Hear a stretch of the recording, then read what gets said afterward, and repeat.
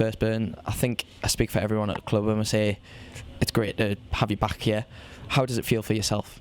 Yeah, I'm here with a smile on my face. That's the most important thing. Obviously still waiting for some news, but I feel good. Glad to be here. Glad to see the lads perform, especially second half the way they did. And look forward to Monday now.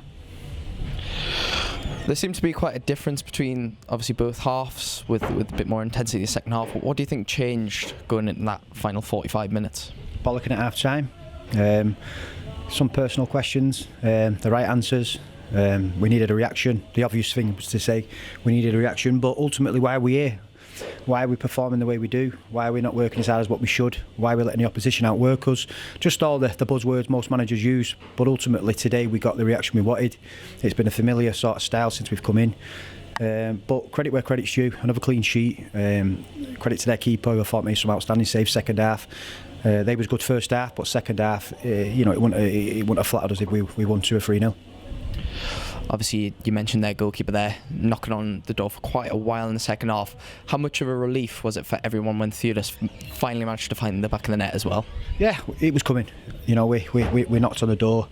If you put crosses in the box, you'll ask questions about their back four. And first half, I felt like we passed up numerous opportunities to put the ball in the box. Second half, from both sides, Fewlis, Ryan Hall especially, put a dozen crosses in the box, rewarded with a Fewlis goal, and still after that, Glenn's had another at the back post, and now Hall's kept it out. It's beyond me, but he has done, and that's what he's paid to do, keep saves. But again, clean sheet, 3 points, 6 to play for. Results in bits and bats have gone our way. There's still hope there, but we've just got to concentrate on what we do. Look forward to Monday now. Hopefully we recover and rest up and give it our best shot Monday. So Boston dropped points as well, and I think Kettering and also Alfreton did as well. How important could external results be, as well as obviously personal performances as well, going into the final 2 games of the season? Well, pressure builds more now.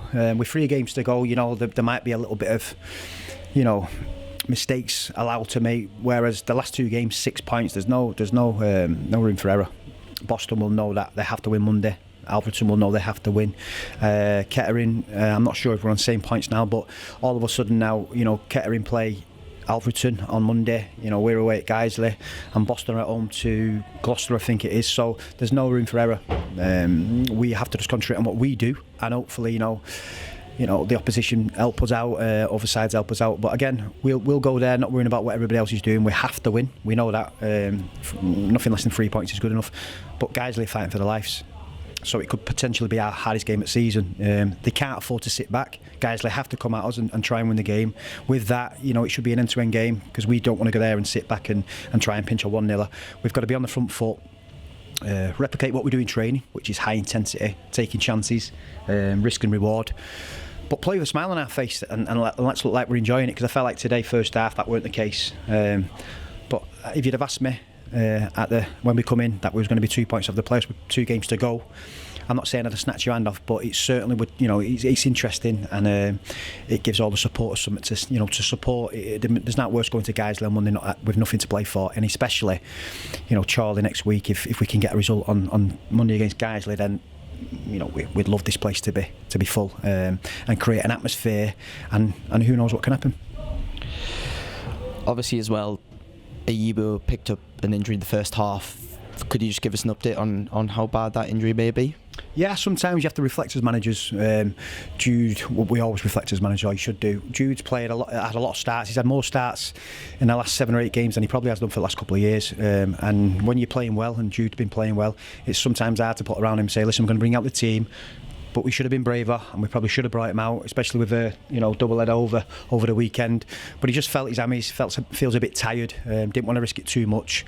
So I'm sure Oaks will assess that today and tomorrow. But I don't think Jude will be fit for Monday. But moving forward, that's something we've learned. Finally, do you feel any nerves going into those final 2 games? What's the general emotion within the dressing room? Well, before the game, you're sort of outsiders. You're sort of thinking there's still a little chance we can get in. Results have gone for us, which gives us that incentive now to believe we can even more get in there. And we know that a win on Monday and a loss elsewhere, potentially we could be in the playoffs come Monday after the game. That weren't the case today. We could never go in the playoffs today, but you know, and like I say, results have gone our way. It's given us that little bit of hope. And like I say, whether we should be getting in the playoffs or no, you ask the question, why do we do what we do? Because we enjoy it, and we should apply ourselves and approach every game of football like it's our last. And if you do that, then 9 times out of 10 you should get the result, given the ability in the changing room, which I think we've got in abundance.